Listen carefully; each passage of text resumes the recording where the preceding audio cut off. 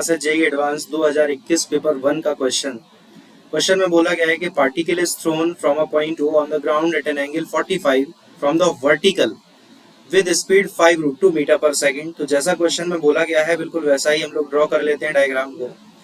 एक पार्टिकल को इस तरह से प्रोजेक्ट किया गया है, ये पार्टिकल को 5√2 मीटर पर सेकंड से प्रोजेक्ट किया है वर्टिकल के साथ 45 डिग्री के एंगल पर। The projectile at the highest point of its trajectory splits into two equal parts. अच्छा, अगर इसका हम लोग पाथ ड्रॉ करें तो इसका ट्रेजेक्टरी कुछ इस टाइप से होगा।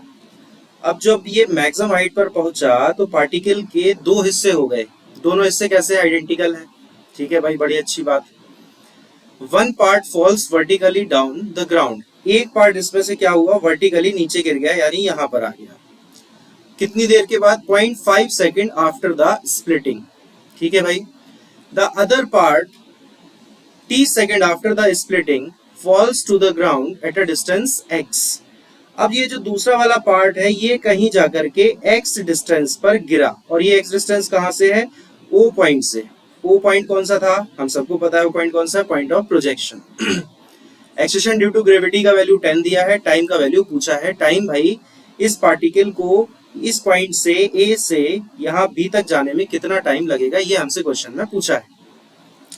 तो सबसे पहले तो इस 5√2 का इधर कंपोनेंट कितना आ जाएगा, ये वाला कंपोनेंट हो जाएगा 5 साइन, या ऐसे लिख दो 5√2 साइन 45, तो √2 से √2 कैंसिल, तो ये कंपोनेंट आ गया 5। बिल्कुल ऐसे ही ये वर्टिकल कंपोनेंट भी हमारा कितना आ जाएगा, 5। ठीक है भाई, बहुत अच्छी बात। जब पार्टिकल हमारा मैक्सिमम हाइट पर पहुंच गया तो उनमें से जो एक पार्टिकल है, जब वो स्प्लिट हो गए दो पार्ट्स में, उनमें से एक पार्टिकल तो हमारा वहीं से ड्रॉप हो गया। अब दूसरा वाला पार्टिकल हमारा आगे की तरफ जा रहा है, तो दूसरे वाले पार्टिकल के पास वर्टिकल डायरेक्शन में तो कोई वेलोसिटी है नहीं। इस पार्टिकल के पास, ये जो दूसरा वाला पार्टिकल है, इसके पास सिर्फ इनिशियली हॉरिजॉन्टल डायरेक्शन में वेलोसिटी है। तो अगर हम बच्चों टाइम निकालना चाहते हैं तो टाइम को हम किस तरह से लिख सकते हैं, √2h/g। जब ये वाला फॉर्मूला कब अप्लाई किया जाता है, ये तब हम अप्लाई कर सकते हैं जब वर्टिकल डायरेक्शन में वेलोसिटी कितना हो, 0। तो t इक्वल टू क्या हो जाएगा हमारा, √2h/g। अब h कहां से आएगा भाई, तो ये हाइट हमारी है h को हम अलग से फाइंड कर लेते हैं। तो h कितना हो जाता है, u² sine square theta upon 2g, या इसको हम ऐसे भी लिख सकते थे uy² अपॉन 2g। तो भैया uy कितना है, 5 है, 5 का स्क्वायर करेंगे तो 25 आएगा, और 2 इंटू जी का वैल्यू 10 है, तो ये आ गया हमारा 25/20। तो टाइम यहां से हमको कितना मिल गया भाई, 2 इंटू h का वैल्यू कितना हो जाएगा, 25/20, और ये g एक पहले से था, इसका वैल्यू कितना है, 10 है। तो हम यहाँ पर देख सकते हैं कि ये 2 से ये कटेगा 10 बार, और √25/100, तो 5 आएगा, ऊपर वाले 25 का अंडर और नीचे है 100 का अंडर, तो वो आएगा 10, यानी जो टाइम है वो हमारे पास कितना आ जाएगा, 0.5 सेकेंड का टाइम। ठीक है। बिल्कुल इसी से रिलेटेड सेकंड पार्ट इस क्वेश्चन का भी पूछा गया है। सेकंड पार्ट इस क्वेश्चन का क्या पूछा गया था कि हमें वो डिस्टेंस x भी पता करना है। वो डिस्टेंस x कितनी है, यानी जो सेकंड वाला पार्टिकल है वो कितनी डिस्टेंस पर गिरा जा करके। तो भैया जो डायग्राम है हमारा, वो डायग्राम कुछ इस तरह से बनाया गया था। अब ये वाला पॉइंट है, O पॉइंट है, ये वाला पॉइंट हमारा क्या है, मान लो इस पॉइंट को A मान लो, और ये वाला पॉइंट है, इसको हम मान लेते हैं B, मतलब जहां पर वो आगे की तरफ गिरा।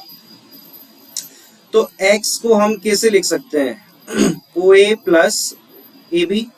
x को हम कैसे लिख सकते हैं, OA प्लस का AB लिख सकते हैं इसको। ठीक है भाई, बहुत अच्छी बात।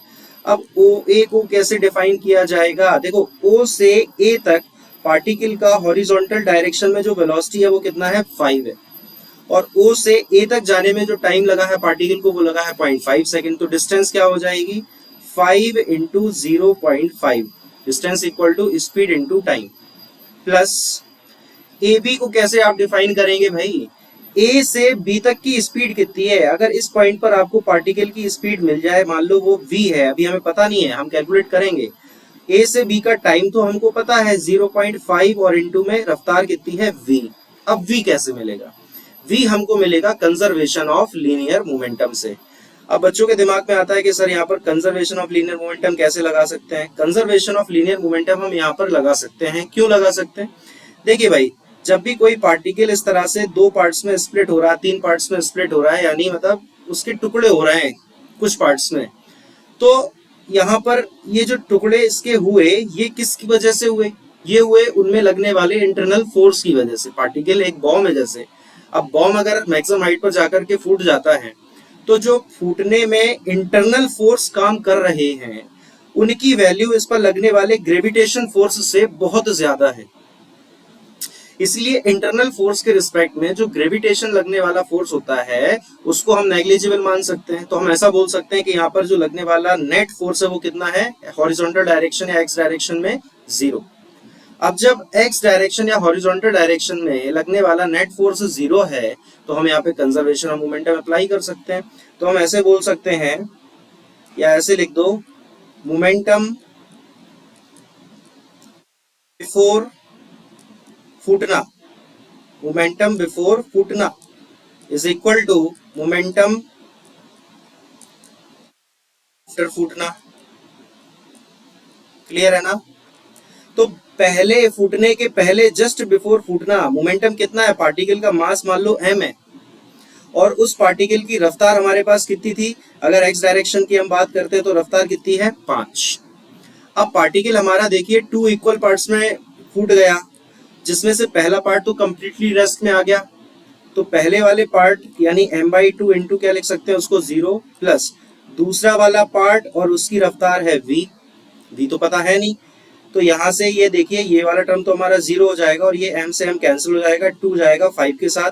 तो v का वैल्यू हमारे पास बच्चों कितना आ गया? 10 मीटर पर सेकेंड। यानी जो दूसरा वाला पार्ट है उसकी रफ्तार हॉरिजॉन्टल डायरेक्शन में कितनी हो जाएगी? 10।